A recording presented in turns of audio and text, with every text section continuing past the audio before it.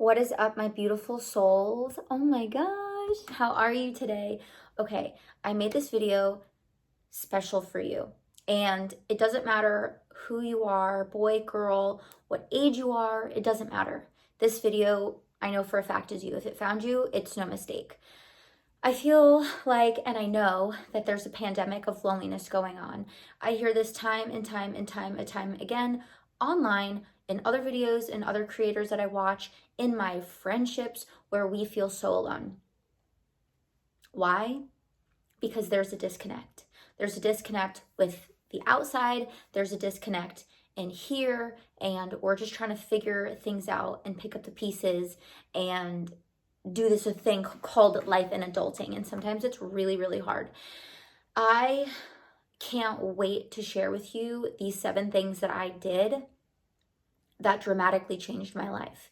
And I'm going to tell you all the secrets. And it's not about dramatic changes. It's not about like huge changes all at once. It's about looking at the little things, because the little things are really the big things.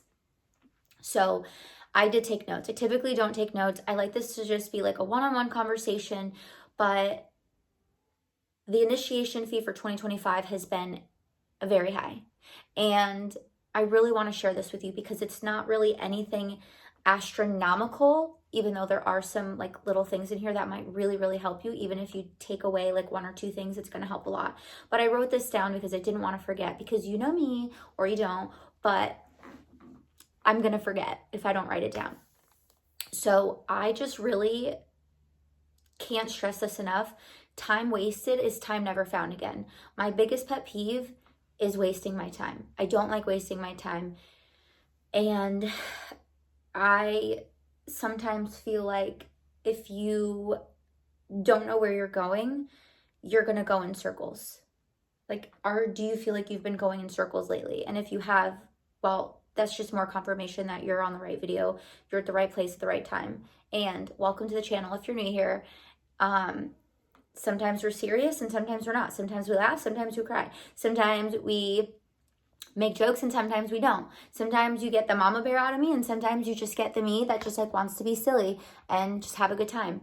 Sometimes you don't know. I don't know. You're just going to get what you get, and that's just that. So back on track. I don't like wasting my time, and I don't want you to waste your time either, because really at the end of the day, and you know this, you only get one life. So why are we going to waste it on things that don't matter and keep doing things that don't make us feel good? Like, no one wants to do that. Okay. So I stopped first. In the last video I made, I absolutely am so happy I made this video, because everything in me was like, this is like, everybody knows this. Like, this feels like common sense to me. But maybe you just need to hear it again. If it is common sense for you, it doesn't matter. Sometimes we need a reminder, okay? I stopped caring what people thought about me a very, very, very long time ago. Like, I would almost say that I don't care at all, but I do. And I'm sure you do too, because we're human and feelings are feelings.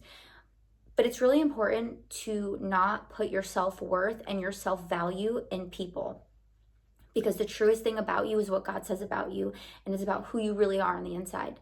Like, if someone looks at you and says the sky is like green, I was going to say blue.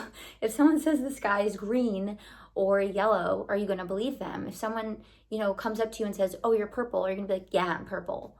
Like, no, you're going to be like, actually, that's not true. So it's really important to maybe sit down with yourself. If you haven't already done this, I like to do this every year and go through my journal and just put on the very front page, who am I? What are my core strengths? What are my weaknesses? What are things I want to work on? Who am I? Because I'll be damned if anyone's going to come up to me and be like, this is who you are. Like, no, I know who I am. Thank you very much. Okay. But it's really important to stop caring what people think about you, because it just doesn't matter. Like, it just doesn't matter. And if you're going to live your life going off of what other people think about you, that's actually really sad. And you should probably just not do that. Okay.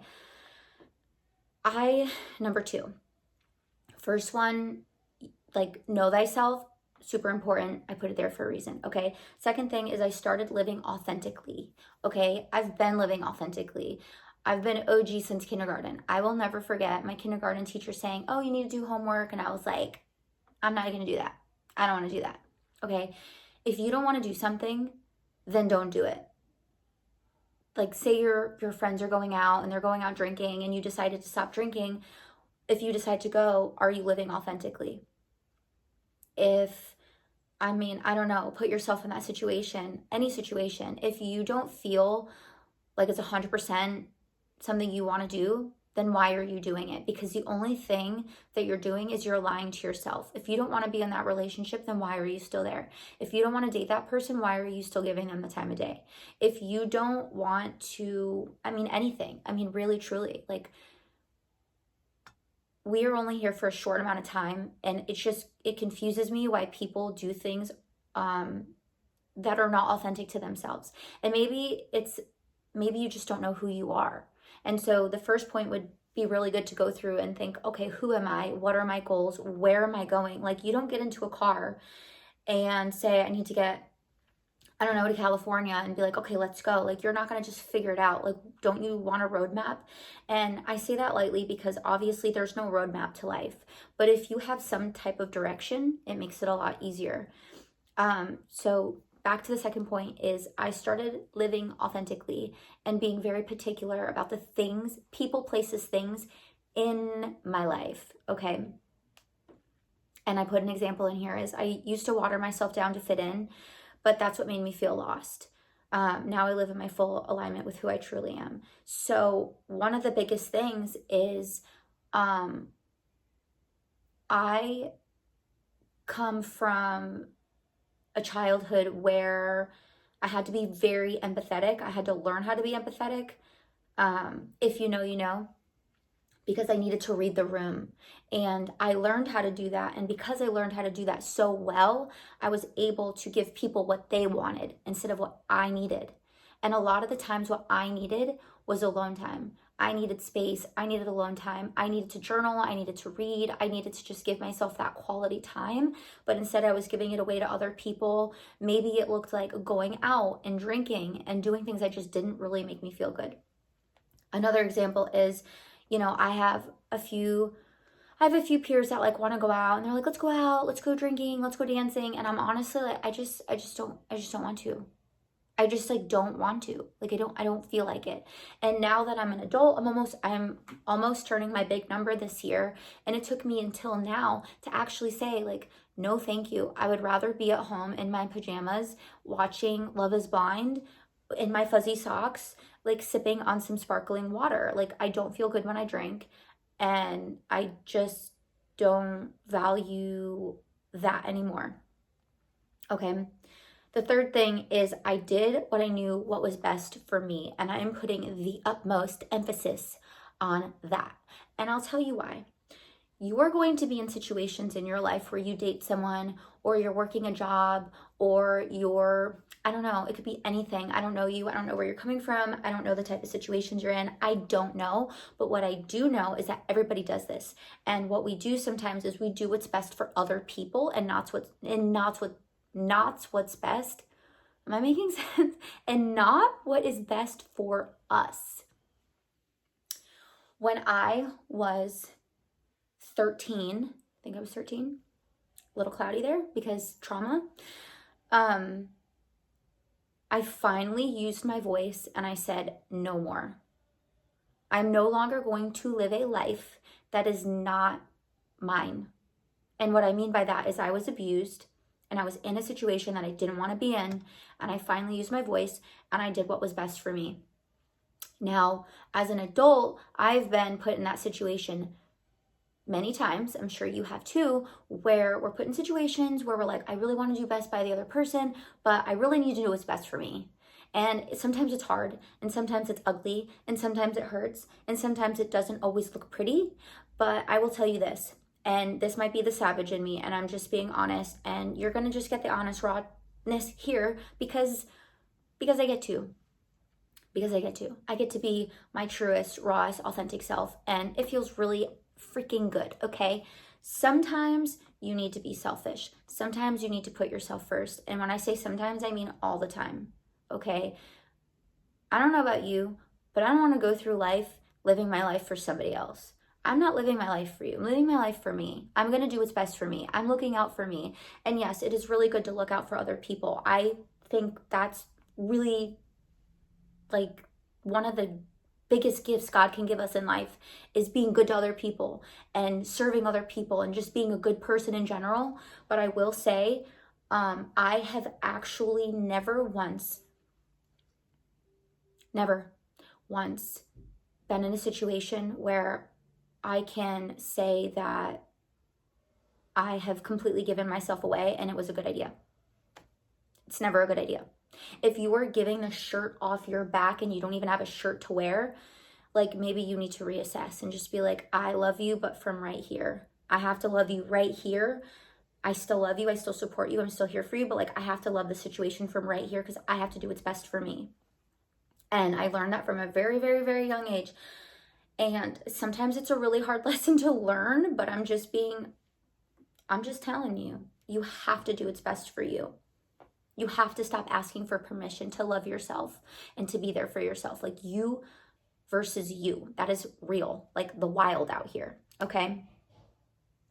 Number 4, I watched what I was listening to and what I was eating. I did this back in 2022, and I'm going to admit that I haven't been the best about what I've been eating, what I've been consuming as far as like media goes and or like music.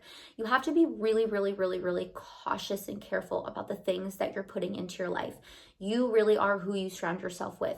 You are what you eat, you are what you do, and I live by that.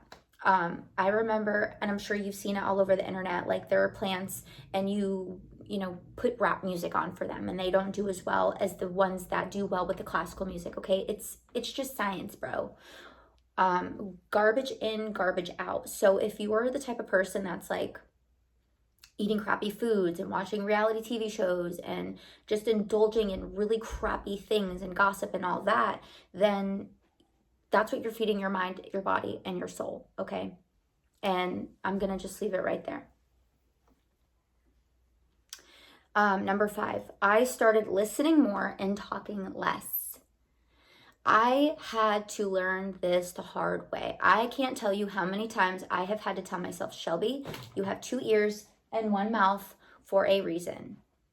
You need to be careful about talking. Just stop talking sometimes. Like, just be quiet. Just be quiet. Because one of 2 things. People are going to show you who they are through their words, okay? You need to listen to everything and be very, very careful and very, very cautious about the people, places, things that you surround yourself in. Energy never lies. When you listen, you see things for what they are.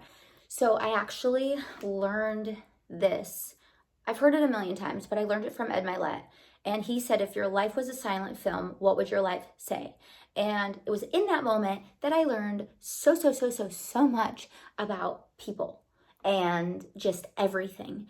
Energy never lies. I don't care what you say to me. I do not care what you say to me. I am watching your actions. And if your actions do not align with your words, you're not fooling me. You might be fooling everyone else around you, but you're not fooling me. And I want you to have that confidence and that strength and that knowing so deep down, because no one can take that away from you. Listen, like, energy never lies. If you want to watch something on YouTube after this, I would look into Ed Milet and maybe try to find that video where he talks about the silent film. Like if you were watching your life as a silent film, what would it say about you? It's powerful stuff, because words are cheap. Talk is cheap. Talk is cheap. Sometimes actions are cheap too. You just have to be like really, really, really like aware of everything. I've learned a lot by just listening. And y'all know I like to talk sometimes as my business. I'm a creator. I talk. That's what I do. But yeah, you need to watch more. Okay? It changed my relationships, it changed my business, it changed every single thing, okay? You have an intuition for a reason. Like, listen to it. And I'm going to pause there and say that I have been in so many situations where I know so deep down that something is so wrong. And I don't know if it's I want to be so right that I keep going, but you need to know when to trust yourself. And when you trust yourself and you know, cut it off. If it's a job, person, place, or thing, I'm always going to say that too. Person, place, or thing. If you have an intuition feeling and you're like, something feels off, like this is off, like done. Like you're done. Okay? Because the only person you're lying to is you. Your intentions could be as pure as gold. Your everything could be as pure and genuine as humanly possible. But if you are not being good to yourself and trusting yourself and like giving that to yourself, then you start lying to yourself because you're giving too much of yourself away to somebody else. And then they're going to take that for weakness and it's just going to be a big mess. Okay, so just like don't do it. Just don't do it. Okay. Number 6 is I let go of what no longer served me. Okay. Letting go of what no longer serves you sometimes is the hardest thing that you will probably ever do. And it's really hard and it really sucks. And I know, but you have to know when to let go because, oh, I heard this the other day and I was like, I love this so much. And I'm going to butcher it. It's going to be completely butchered and it is what it is, but you're going to get the point. Okay. If you stay on the wrong train for a certain amount of time, think about how much money it's going to take to get back. Whew, when I heard that, I was like, oh my God. Okay, I was on a train that I knew the minute I got on the train, I was like, I need to get off this train. But I don't know, something in me just couldn't do it. I was like, I can't. It's scary. I don't want to jump off. Jump off. Jump off. Because not only are you going to be on the train for a really long time, it's just not a good idea. And the amount of money and the amount of effort and the amount of resources and the amount of pain and the amount of hurt that you have to go through to get back to where you maybe even remotely were, or even like close or even better, baby girl, just get off the train. Get off the train. Okay, because you're only hurting yourself. Okay, I wish somebody told me this. I wish my friends took me and shook me and was like, Shelby, wake the F up. Wake up. Stop. But no one did that for me. So I'm doing it for you now. Okay. Let go of what no longer serves you. Not everything is meant to come to you. And you have to be okay with that. Not everything is meant for you. Not everything that in your life right now is meant for you. That relationship, that person, that thing, whatever it is. I know how painful it's going to be to let go, but I promise you, there are so many blessings that are on the other side of just letting it go and just moving forward, because there's so much goodness and happiness and peace and love and abundance that comes after just cutting the cord and just being like, this doesn't serve me. This isn't who I want to be. This is not who I am. And this is not the type of crap I want to participate in. So respectfully, no thank you. And that goes back to my other thing of like just being true to yourself. And if it's not for you, like you got to let it go. Okay. So number 7, I took action even when I was scared. Okay, I'm not good at taking action. I'm just going to be honest with you. I have this thing, and I already spoke about it with you. I will literally like take a bullet for just about almost everyone in my life. And you have to like really think about that when you have other things on the line, okay? Fear is always there. I put this down. Fear is always there. The difference is I stopped letting it control me. Okay, you have to like understand something fundamentally. I don't know how to put this. Everybody has fear. Everybody has doubt. Everybody has those. I don't even know. It's kind of like a primal way of thinking of, oh my God, if I do this, then all these crazy things and all these bad things are going to happen. When in reality, none of that's going to happen. Like you just don't know. And you just have to trust in yourself and trust in your intuition, because again, all the crap is going to catch up with you. Everything's going to catch up to you. Every little thing, every little itsy bitsy thing. And you want to know why it's going to catch up to you? It's going to catch up to you because that's not who you were meant to be. That's not where you were meant to be. And now God, whatever, is teaching you a lesson. I'm going through this right now. I stayed in something for so long I had absolutely no business being in on any level. And I chose to stay there and to fix it and the blah, blah, blah, blah, blah. And now the train to get back home, it is really expensive. It's really far away. It's really scary. The train tracks are falling off, the wheels are falling off, the weather's scary and we don't know. But you want to know something? You have to go through these things in life to be able to look at yourself and to look at the things, people, places, things. Why am I doing this? Why did I do that? Why? You have to be able to ask yourself why and to look fear in the face and just be like, okay, no more. I can't be in fear. You can't live in fear of hurting other people, doing the wrong things, making the wrong choice, because at the end of the day, a choice is still being made and you want to make the right choice. Okay, it's all about making right choices, and I'm just here to help you. All right, you are not here to waste your time, and you're not here to waste your life. Okay, you are meant to live.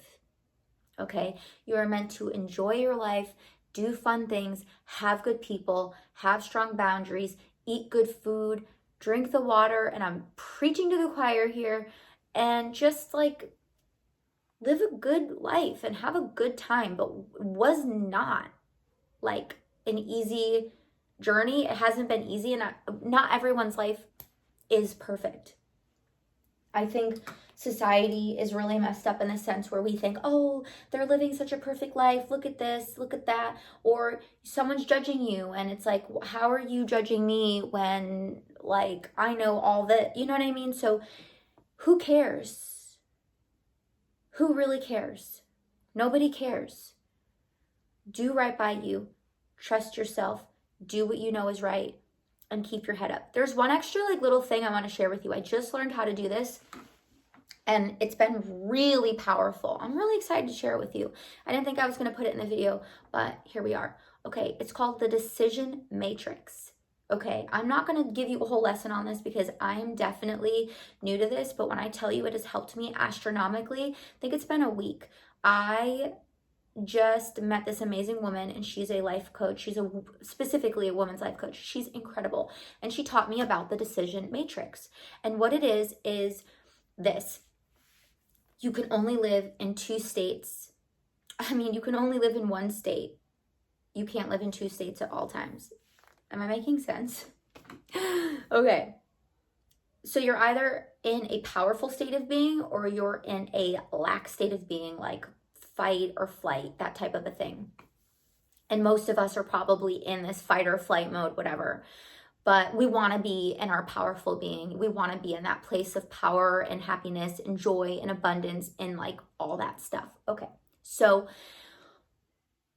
I brought her something. I brought a situation to her, and she said, how does this situation make you feel? So I want you to think of a situation that might make you feel like you're in your fight, flight, whatever, in your survival mechanism spot. I'll use an example. Okay, I got this job and I hate this job. I hate this job and I know it's not right for me, but I'm staying here because I need to pay the bills. And if I don't pay the bills and I don't keep this job, my water's due, my light is due, you know, I have to get groceries. And if I don't keep this job, then I can't do all those things. And if I can't do all those things, then like, what the heck? Like, I'm not in a good position. And so you end up keeping that job, even though you know that job is not meant for you. You're waking up, you're not feeling excited, you're feeling really low, like, meh, you feel really crappy about it. You get the point. Okay, so what the decision matrix does is write it down somewhere on your sticky note, whatever, and say, you know, I feel like I have to keep this job. I feel like if I don't keep this job, I won't be able to do X, Y, Z. This job makes me feel this way, yada, yada, yada. Okay, the decision matrix is this. Decision matrix. I don't like that word. What it does is you literally, like when I did it, I've been doing this every day as I draw an arrow down. And I write below, then the opposite must be true. Because we live in, I mean, it's quantum physics. It is what it is. Every possibility exists. Every day is a blank slate. Okay, so everything's a choice. So if you feel that way, well, and that is your thoughts and your survival mechanism brain keeping you safe, then the opposite must be true. The opposite of that statement up there would be, I know this job is not meant for me. I'm going to find something else that is meant for me in perfect timing. I'm going to work really hard to find this job. I'm going to pray about it, think about it, whatever. I'm going to get that job. I'm going to make the money I need to make to do X, Y, Z. And I will wake up feeling happy and refreshed and really excited about my day. And it won't be as scary because I know that God is not going to make me suffer. And I know that God has my best interest at heart and I will never be, left behind or forsaken and whatever.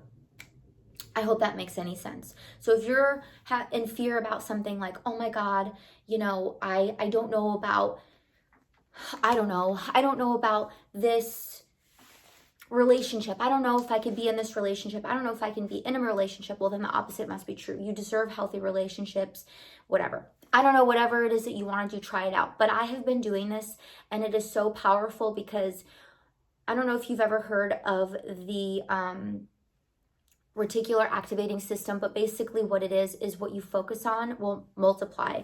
If you think, you go to the store and you go to the DMV and you buy a red car. It's called the red car theory. You buy a red car now you start seeing that car everywhere you go. It's basically saying like what you believe is true and you just have to have better thoughts. I don't know. It goes deeper into that. I hope that helped. I'm not going to go too much further into it because I haven't mastered it yet, but I really wanted to share it because it's really, really, really powerful. But I'm going to just be honest with you, like it takes a lot of vulnerability and strength to be able to look at yourself and say, why do I actually really fear this? And what is the actual opposite of that? And I've been told many times that I'm delusionally optimistic, and I would agree. But everyone somewhere has their thing. Even if you are delusionally optimistic and you're watching this, there's going to be something in your life that you feel fear about. And when you do that thing, it literally wipes the fear away. Okay, so I hope you can take something out of the 7 things that I shared with you. Write down below which one resonated with you the most. I want to know.